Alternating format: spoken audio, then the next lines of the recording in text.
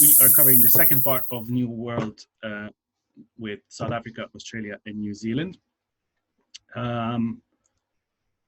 The guy in the back, obviously, I just needed some help, and considering we're going to his home country today, I thought he might be a good one to join me. So, regards to the recap for last time, so we talked about Argentina, we talked about the USA, covered a bit about history, and started touching on the immigration stuff. And immigration is kind of a big deal when it comes to, well, not the big deal, it's the most important thing when it comes to New World. And this is how basically South Africa got kind of started in a way as well. So we're going to start off with South Africa right now. So how did South Africa start? So basically you had these Dutch traders and they had their colonies kind of all over the world. They were quite a big force in the 1500s and 1600s. So the Dutch Indies was what is these days Singapore, Jakarta, basically that area over there.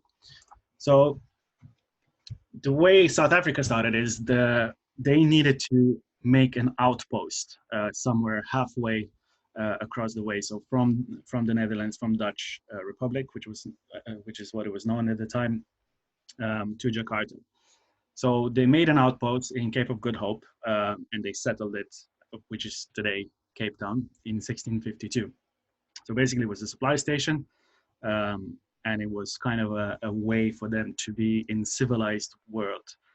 If you can imagine the route from the Netherlands, you basically just went past Africa. So there was nothing there. There were deserts, there were the natives, so not very friendly land. So they definitely needed some sort of civilization. This was a very long route.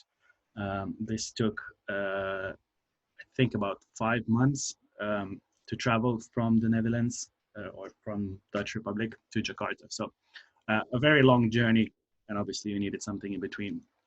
So the grapes pretty much made it into South Africa straight away. So they started planting it in and around Cape Town right after 1652. So pretty much on the first boat that arrived there.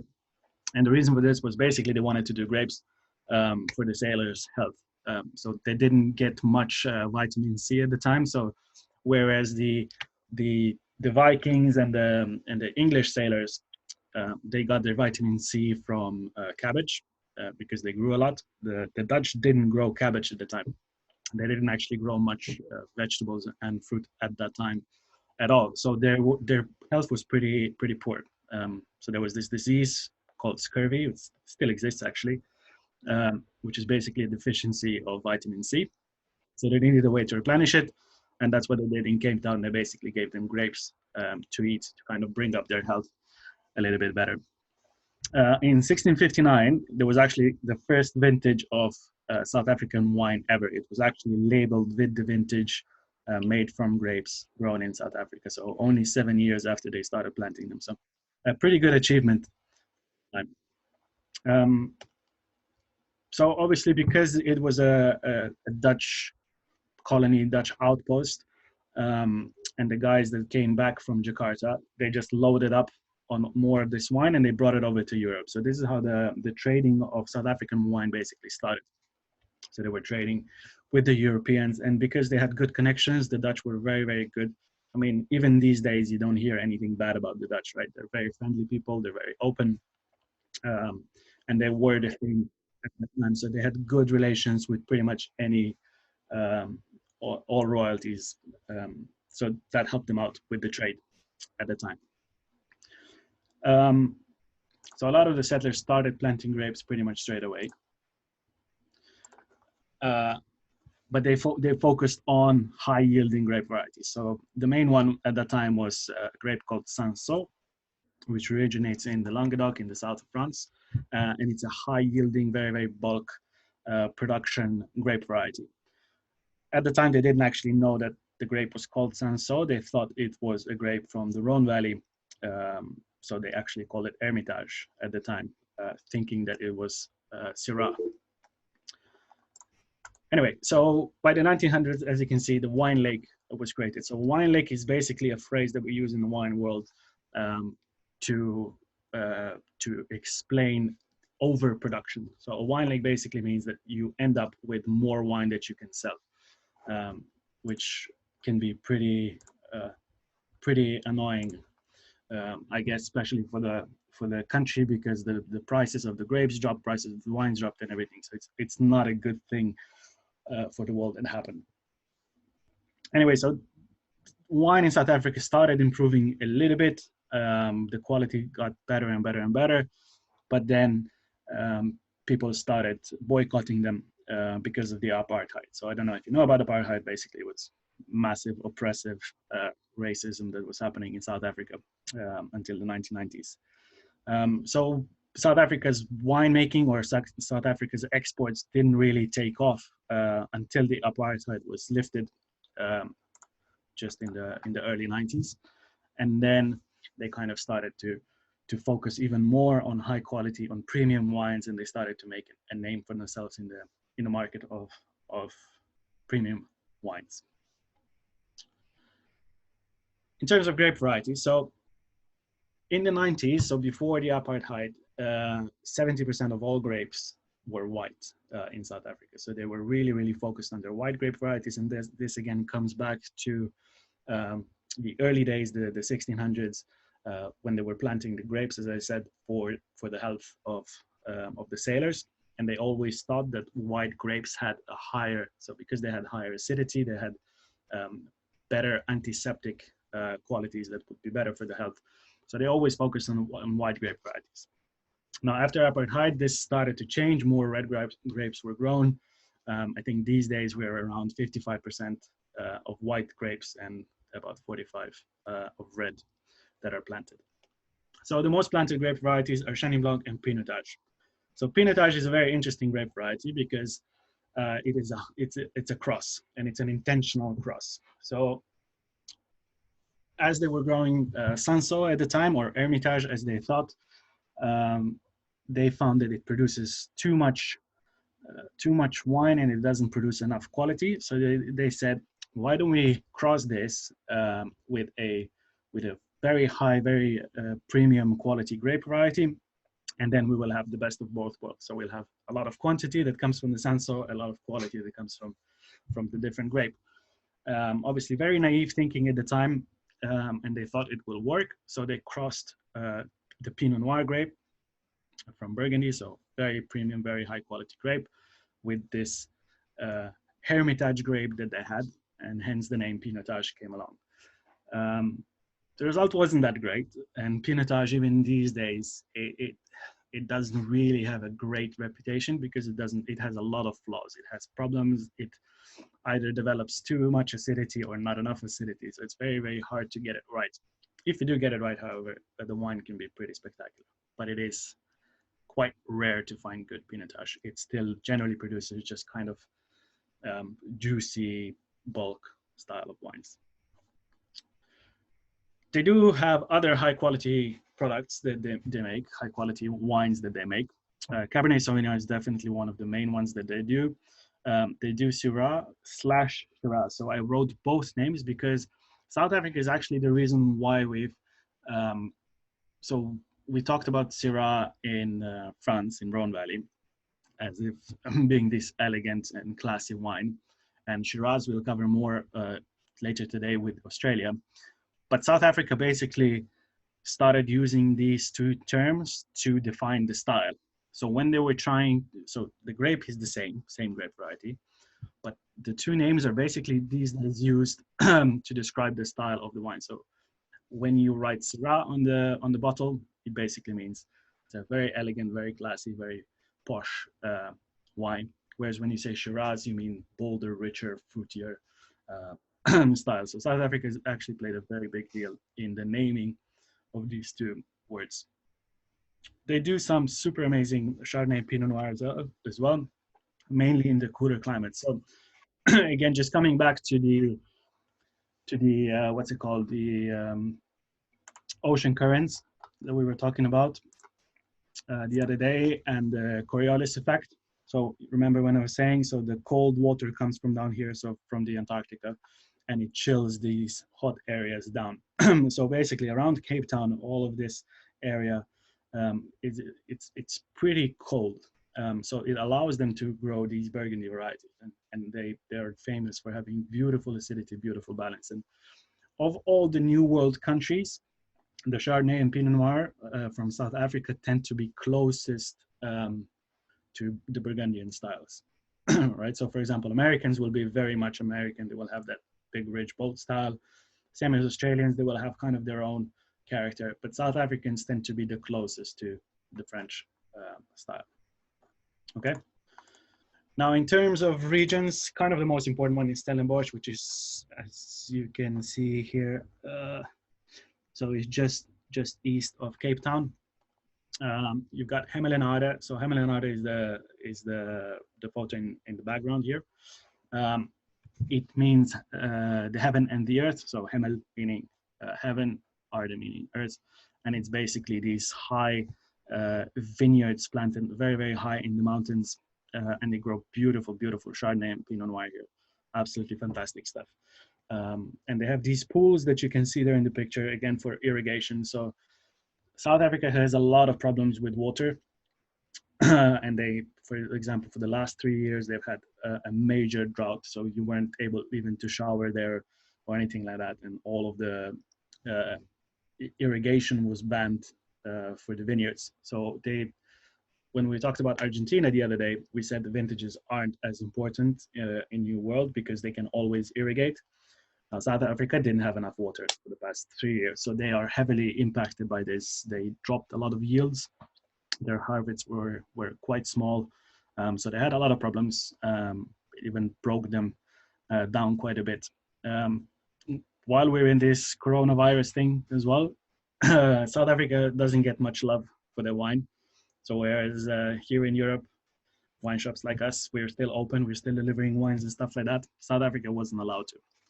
So for this period, I think even today, I haven't heard that they've allowed wineries to sell any of the wine. So they've got a lot of wine stock at the minute. So anything for the last 3 months they haven't sold, and they've got a new vintage that's just been harvested a couple of months ago as well. So they are in big trouble right now.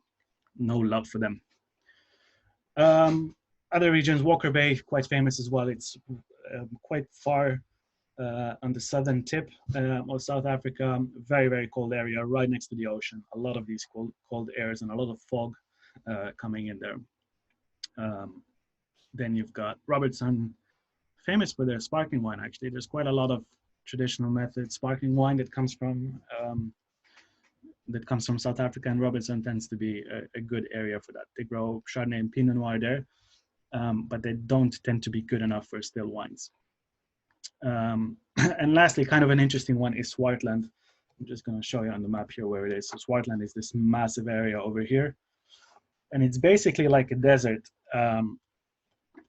And the interesting thing about Swartland is, so all of the other regions will grow these international grape varieties, like very famous international grape varieties.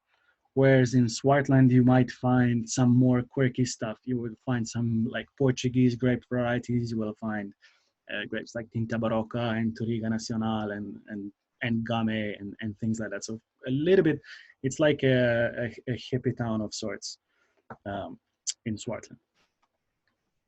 All right, now the iconic wines of South Africa. So you cannot talk about South Africa without talking about Hamilton Russell. So Hamilton Russell is a winery in Hemelenade, and yeah, they're famous for their near Burgundian Pinot Noir and Chardonnay. So they pretty much kind of revolutionized the way they talked about Pinot Noir and Chardonnay in South Africa, and they've impacted the world massively. The next one that is kind of important is Ken Forrester as well. Ken Forrester is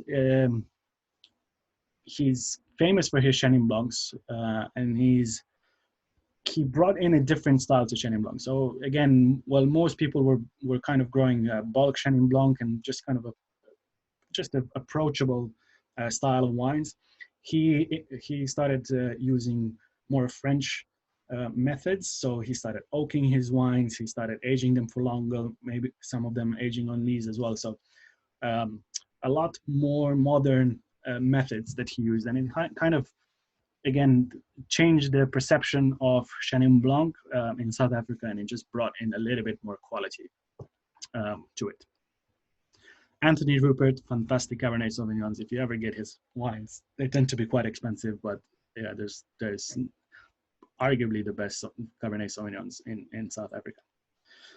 Adi Badenhorst, he's famous for growing these quirky grapes that I said in South Africa. He's one of the kind of a modern winemakers as well. He's focusing on natural winemaking, on biodynamics, on organics, on all of these things. He's always kind of playing around with things to see what works.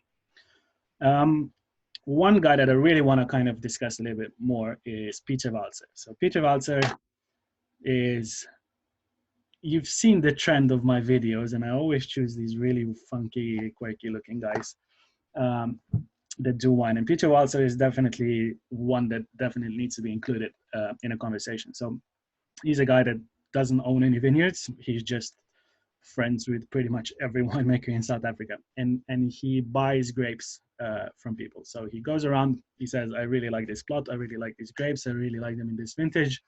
I will take this much and this much and this much of the grapes. And he takes these grapes and he makes, I think he makes around 30 different wines every year. Out of these 30 wines, only about 15 of them are ever made more than once. Because his whole perception, his whole understanding of wine is that he likes to play around, experiment, do interesting new things. So the winery is called Blank Bottle. And the way I heard of him and the way he really kind of cemented himself in my mind was with this story. So he was sitting on an airplane going from London to, I think from London to Cape Town. And next to him was this doctor. He was a neurosurgeon, so brain and stuff. And they had this really interesting conversation of how brain interprets signals and things like that.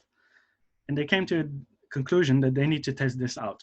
So what they did is, so as I said, Peter buys grapes from other people. So he put in front of himself 14 different barrels of wine that he bought from other people.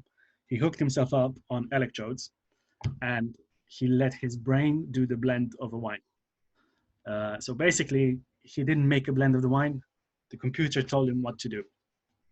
So they were basically, he tasted the wine and they measured his endorphins and they measured his levels in his neural capacity of how he does things.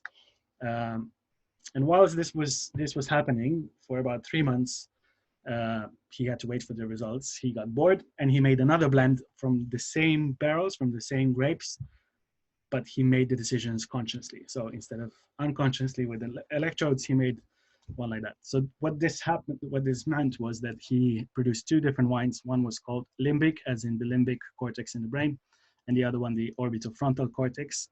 And you had 2 wines made from the same 14 potential 14 grape varieties, and the wines were completely different. So what he wanted to prove is how our brain interprets things very differently to what restrictions in our mind do. So this is quite an interesting thing in terms of life as well. So your brain on its own has no breaks, no limits, right? But when you think about things and you stop yourself, you say, okay, this is a good idea or this is not a good idea. So his wines were very different. So the limbic, the one that they made with the computers, had 5 different grape varieties. The one he made had 6 different grape varieties. And only 2 of the grape varieties were in both wines. So completely different wines. And enough to say he never made the limbic one, the electrical one again, because it wasn't really that good. And his one, the orbitofrontal cortex, is still produced today, and it's probably one of the best white wines made in South Africa. Anyway, I get excited by these geeky things. Have a look at his wines if you ever do. This one on the right, this is his wine, his label. He actually draws his own labels as well, so this is his drawing. One quick wine that I still want to mention about South Africa, and this is the one up here, and this is the Vin de Constance. Van de Constance is a very, very special wine. It has been produced since 1685, I think. So it's one of the oldest wines still produced today. To be fair, it did stop for a while. I think about 100 years that it weren't making it, but then it was revived and it's still produced in the same way, same bottle, same vineyards. So it's located in Constantia, which is just outside of Cape Town, and it's made with Muscat de Alexandria. And what's so special about this wine? So it's a dessert wine, it's a sweet wine, and it's naturally dried. But what the most interesting thing about this is that this was Napoleon's favorite wine. So we keep coming back to Napoleon when we talked about wine, and he definitely had a lot of influence over it. Now the story with Van de Constance, so there's a legend that when he was in St. Helena, when he was in exile, when in his last years of his life, they shipped wine from South Africa to him, and this was what he was drinking all the time. So it was this and champagne that he drank while he was in exile. So not a bad prison to be in, I guess. And the story is that his lover, so Josephine, his love, loved him so much, and she didn't want him to suffer. So there is a story that she actually laced the wine, Van de Constance, she laced it with cyanide. So she basically poisoned him to death because she couldn't stand that he's suffering in exile and he couldn't conquer the world anymore. So yeah, there's a little bit of a stigma with this, and sometimes people joke with the wine that because. All right, so this is South Africa. Really briefly, any questions? Anything you wanted to know more about this at the minute? What about Sauvignon Blanc? You will find Sauvignon Blanc, but they're not really famous for it. They're not really. They're not people making super high quality Sauvignon Blanc. So yeah, this is not a big deal for South Africa, to be honest. You'll find more Riesling, more quality Riesling in South Africa than you will Sauvignon Blanc, to be honest. Okay. All right. Australia and New Zealand. So I'm kind of gonna cover both of them at the same time because they intertwine quite a bit. So again, starting with the history. So Australia, massive continent, but it was unpopulated. It was desert land, and the English are very loving, very caring people, as we know. So in the past, they used to ship their criminals, their prisoners to America. But then in 1776, was it? I think the Americans won the Revolutionary War, so they got their independence. So the British couldn't send criminals there anymore. So they had to find a new way to do it, and they decided they're going to do this in Australia because it's barren land. It pretty much feels like a prison in those dry, arid areas. So in 1788, they sent the first, I think it was 750 prisoners to go live on that island and, continent really, and serve their sentences. Now the British were, as we know, they're very nice people, really caring and stuff. So they just thought that criminals can never improve. So they even on the first boat, there's a story that there was a 70-year-old lady that stole a wheel of cheese, and she was shipped to Australia as well. So very strict rules. They wanted to be very, very clean in Britain. So they sent a lot of these people to Australia. So not a lot of them were actually hardened criminals. Most of them were like just petty thieves and shit like that. Anyway, so as they went from Britain to Australia, they also stopped at Cape Town. So Cape Town was the outpost, as we talked about. It was a great kind of midway point to replenish stocks and things like that. And these guys also took some vine cuttings, vine plantings from there to bring to Australia. Reason behind this was similar to what they did in South Africa. So they wanted to have a source of vitamin C. And they also, like I said about even the Romans 2,000 years ago, grape juice and wine is a great way of basically getting hydrated.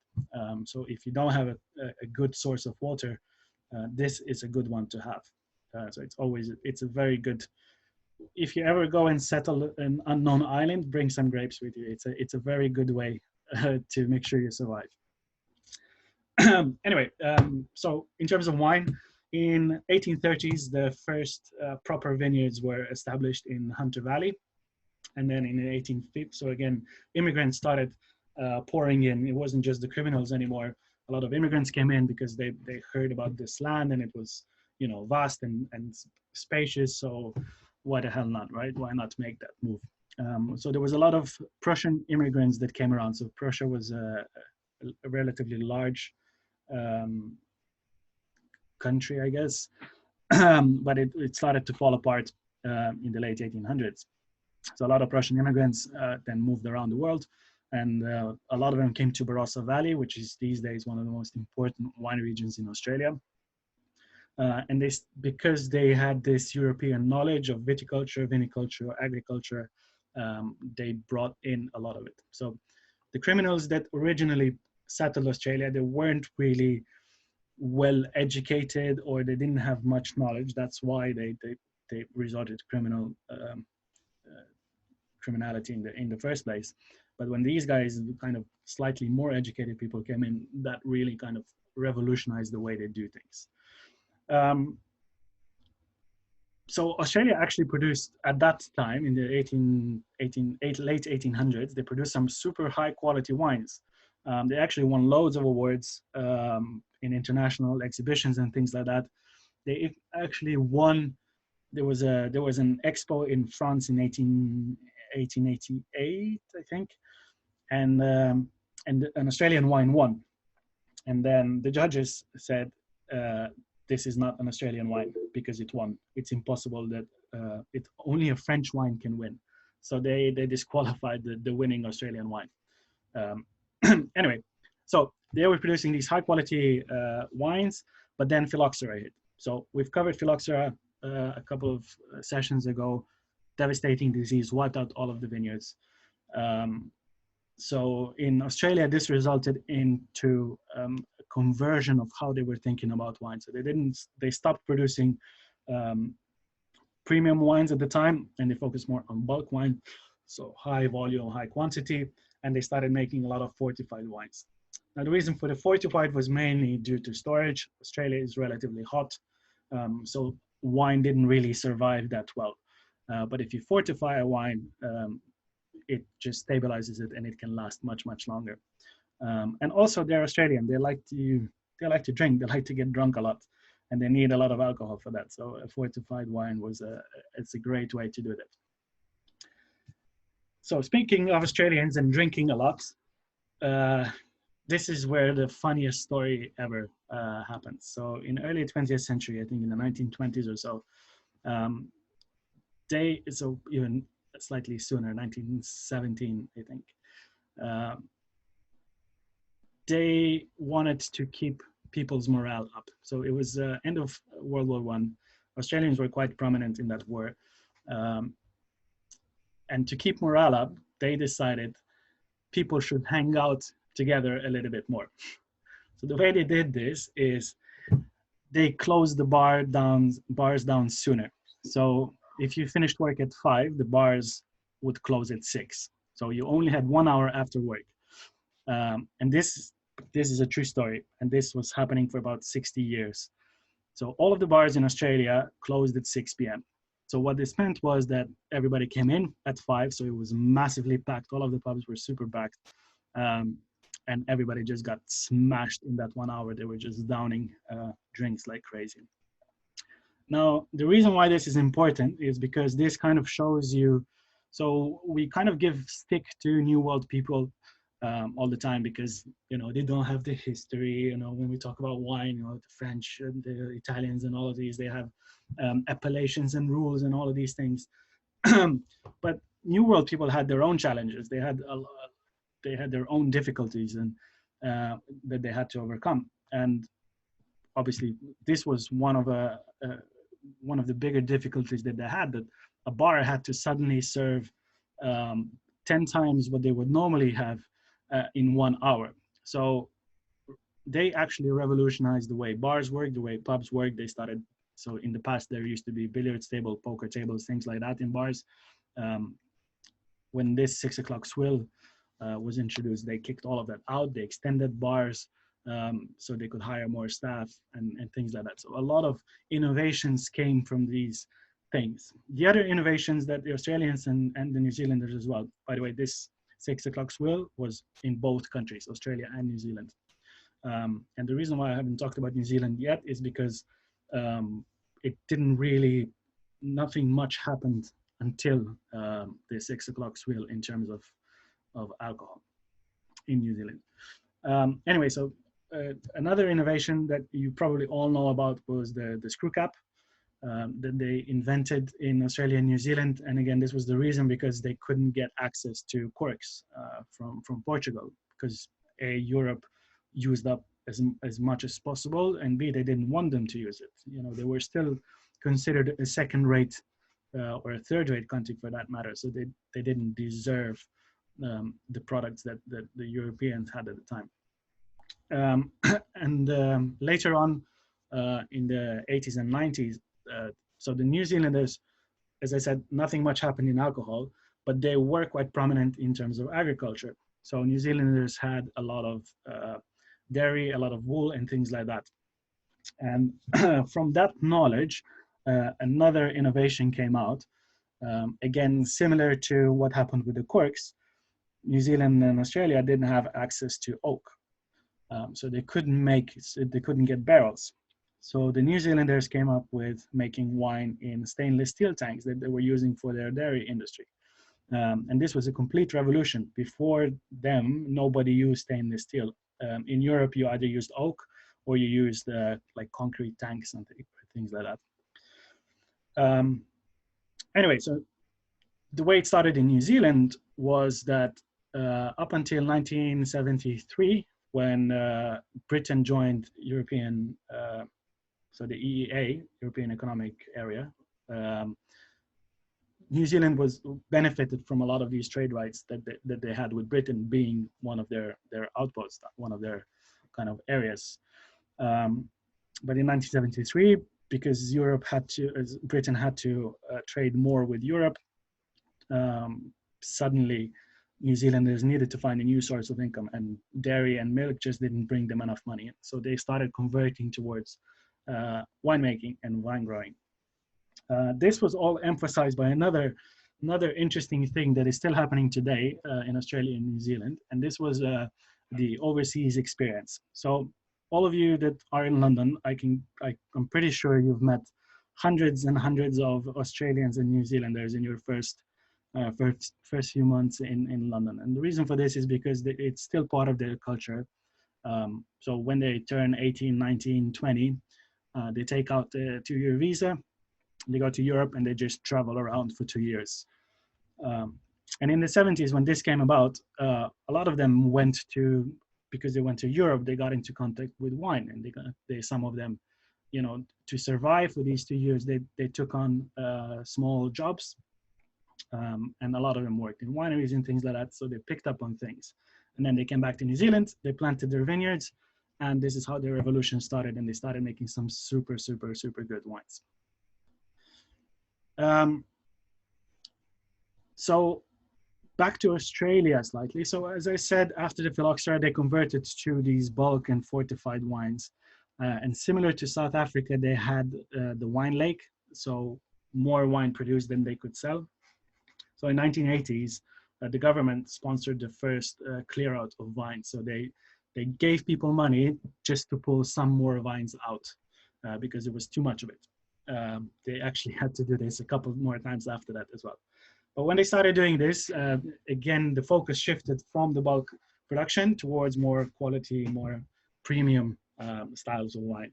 And this is kind of what brought Australia to where they are today, where they are famous for making some seriously good wines as well as the bulk stuff.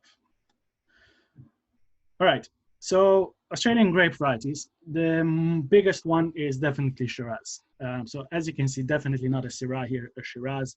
big, bold, juicy red wines, loads of flavors, a lot of power, a lot of alcohol as well. It's not uncommon for their Shiraz to be even up to 17% of alcohol. It's insane how much alcohol these wines have.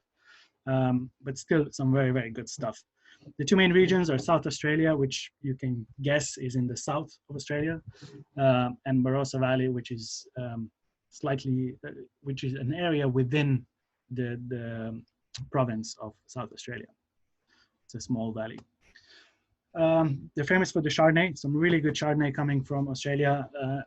They're planting Chardonnay in cool climate areas such as Yarra Valley, Geelong, Margaret River, and of course Tasmania. Tasmania is part of Australia. It's the island just south of it, so it's very, very close to the Antarctica.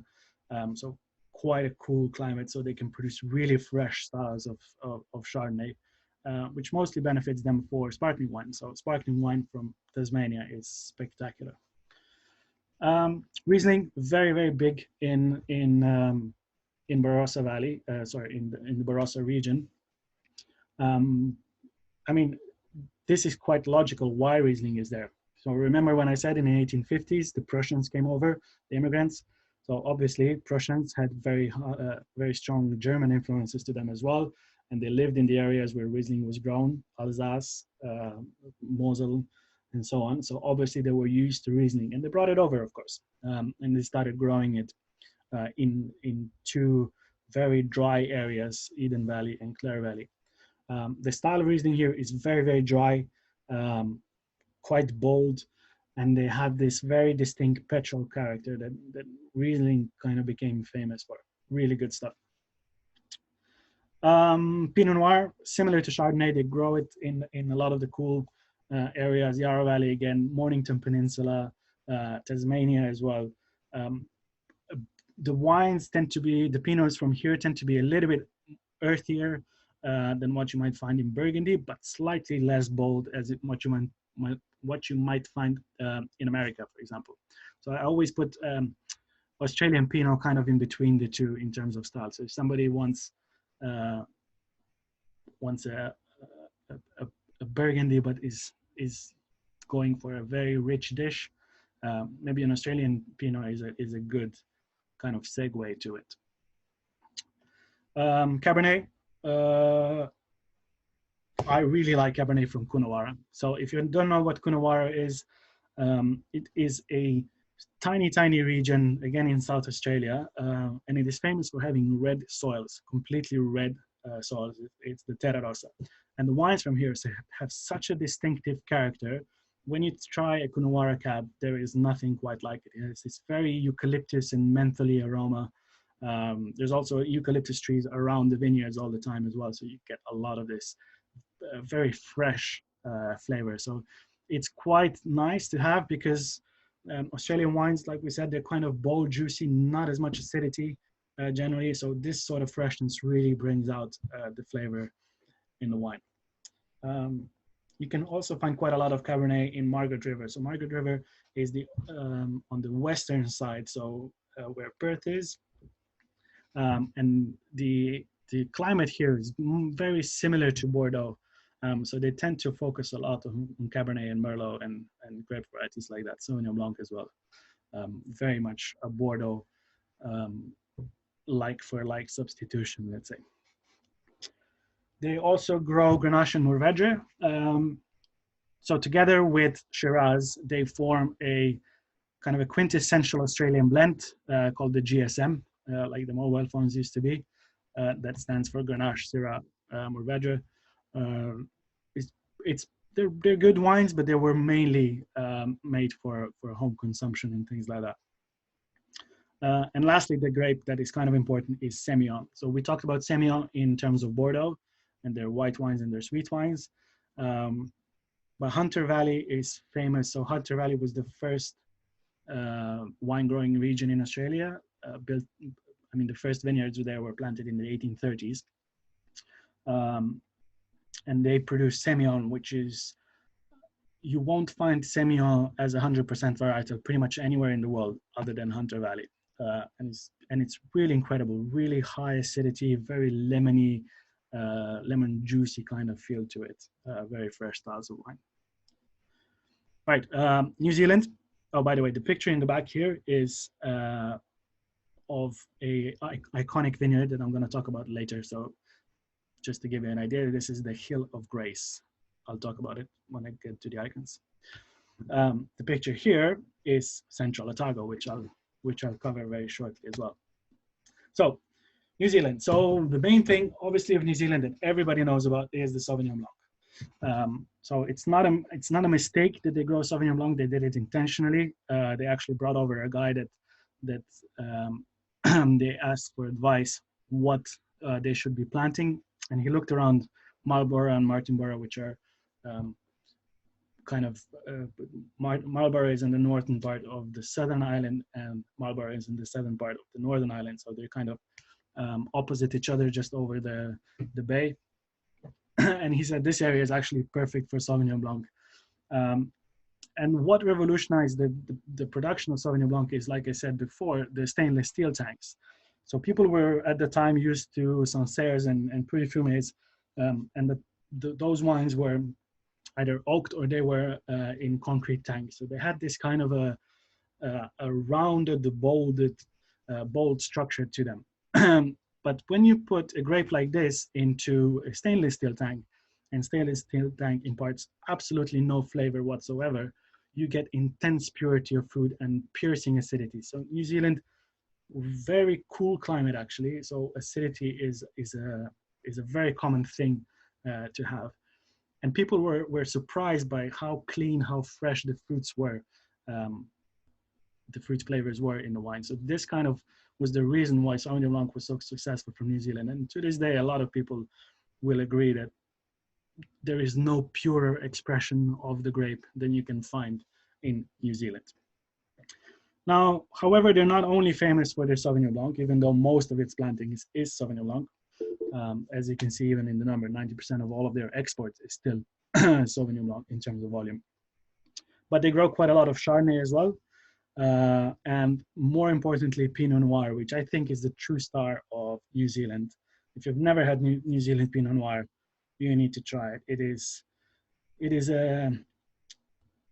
special. It has a different character to anything else. You cannot compare it to American Pinot or Australian Pinot or Burgundian Pinot. It has its own character. It has a much more earthy character to it, and there's a kind of a I don't know, a tartness to the fruit that you don't really feel elsewhere. And the Central Otago is, as you can see in the picture here, it's a very weird area. It's kind of under the mountains in these valleys, very, very cold climate, but still kind of a dry area. So it's just, the combination of this terroir just makes the grapes really, really spectacular.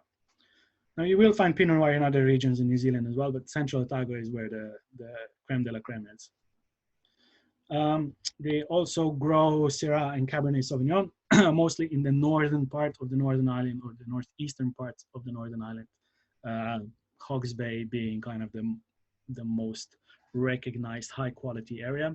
The reason for that is because Hawke's Bay basically, so there is this type of soil there called gimblette gravels.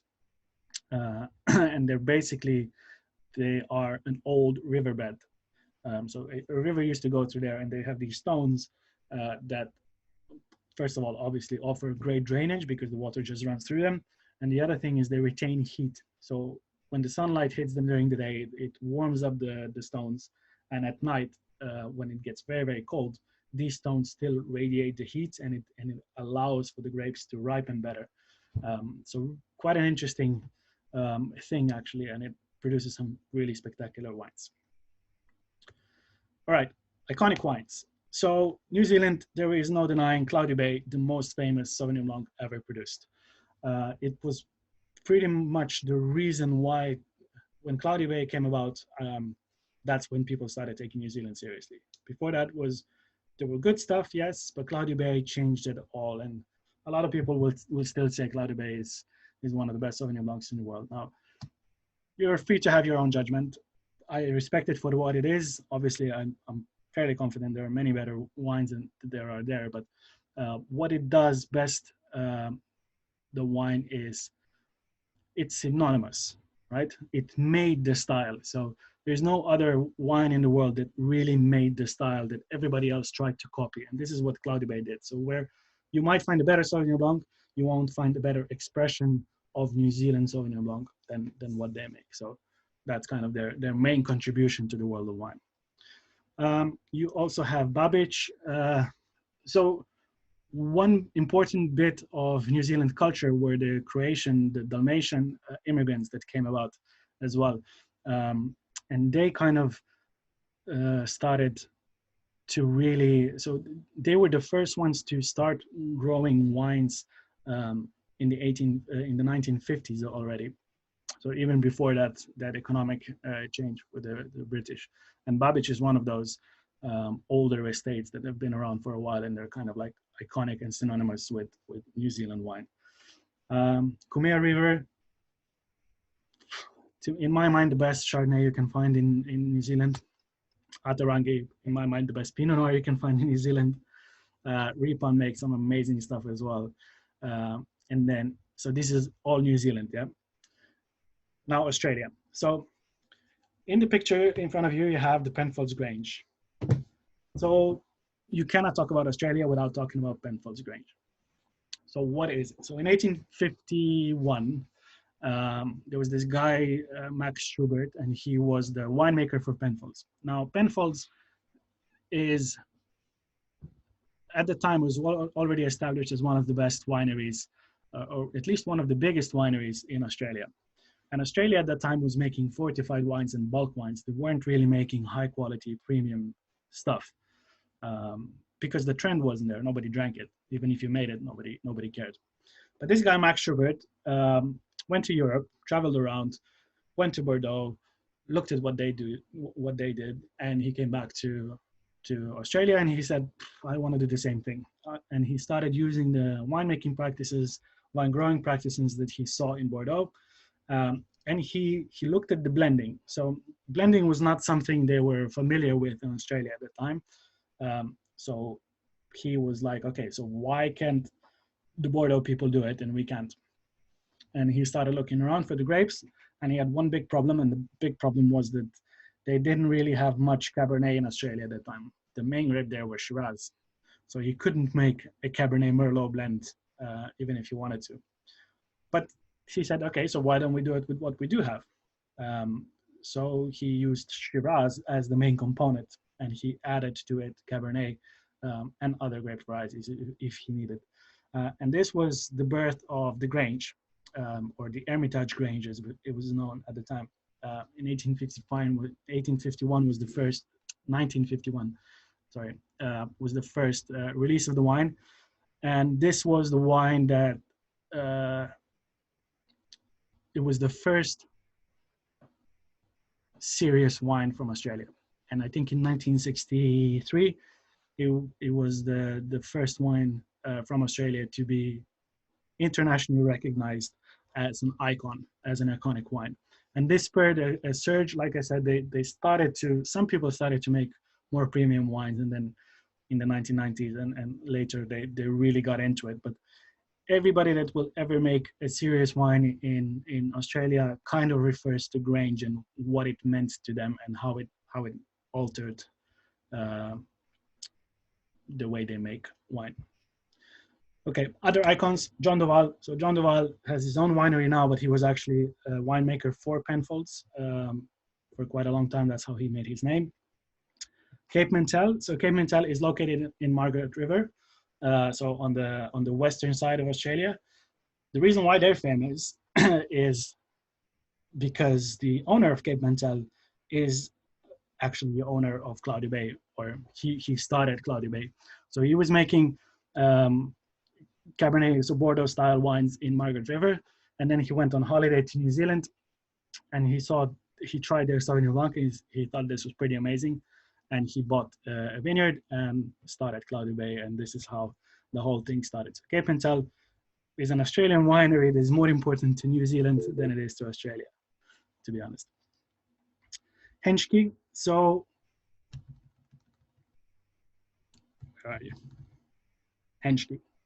Okay, so Henschke is famous for their probably the best Australian wine these days. It is called the Hill of Grace, and it's from this tiny little vineyard next to this little chapel that is owned by the winery. It's a beautiful, beautiful wine.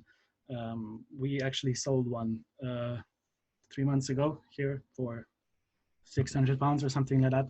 Super serious wines, absolutely stunning.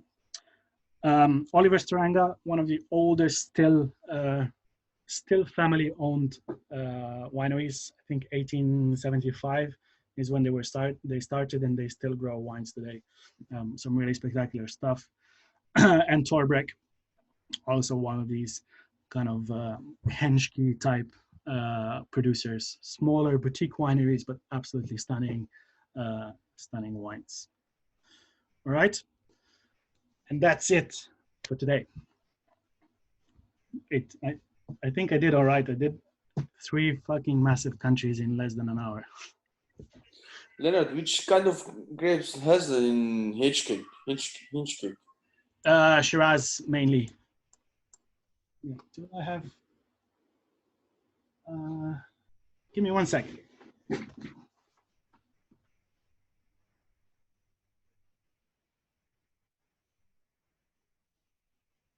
So yeah, unfortunately I don't have the bottle anymore, but I do have. Oh shit! Can you see it? I do have the box still here. And this is too good. It's covering me up. Anyway, mainly Shiraz. Anything else, guys? Any other questions while I'm still around?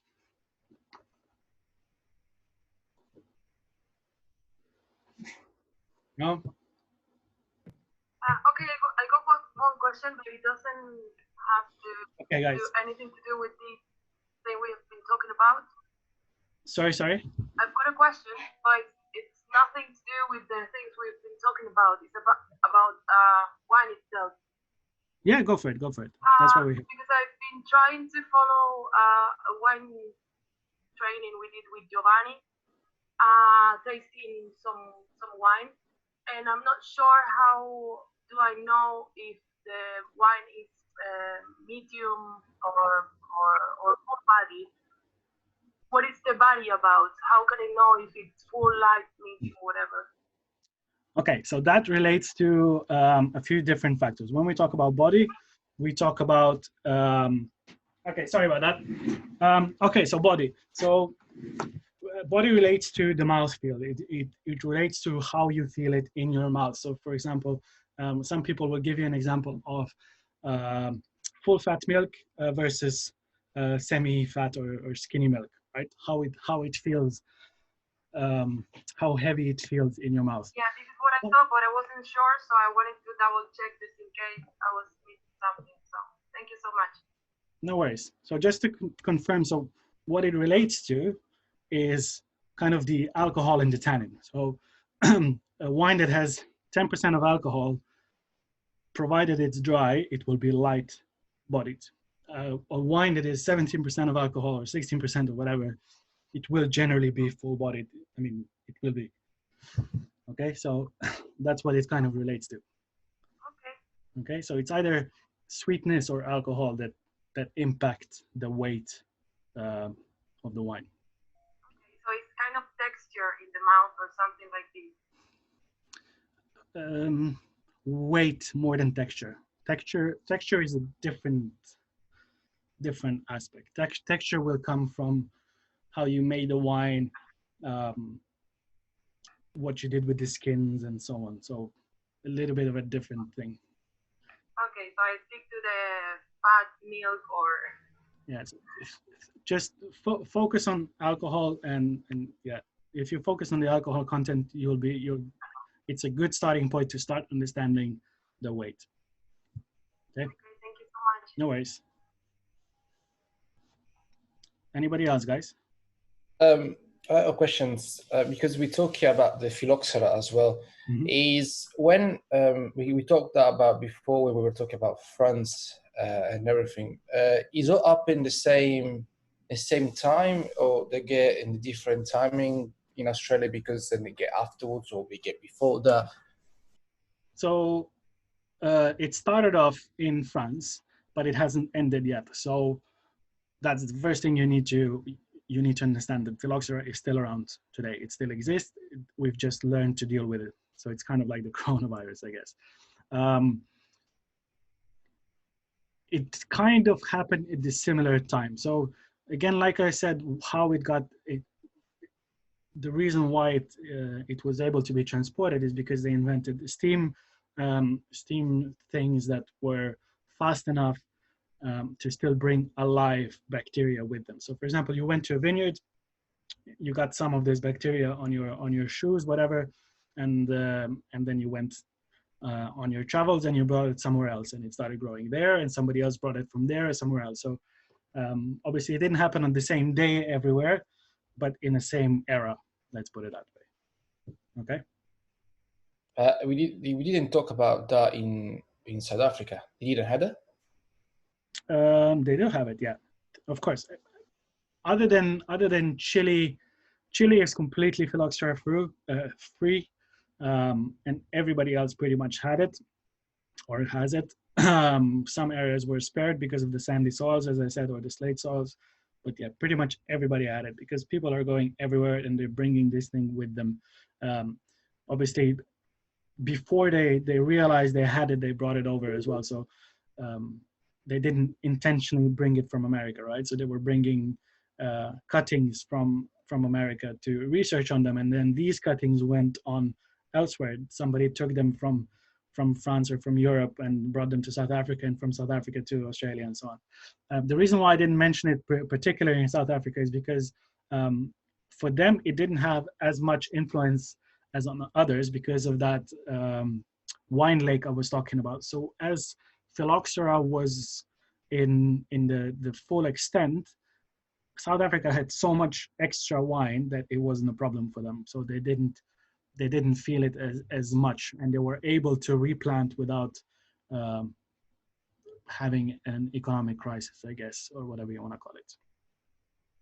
Okay, thank you. No worries. Anybody else, guys? All right, thank you, guys. Next week, Italy. So Italians, you better brush up and see if you know something. Yep. Yeah. Thank you. See you next week. See you next week. Bye-bye.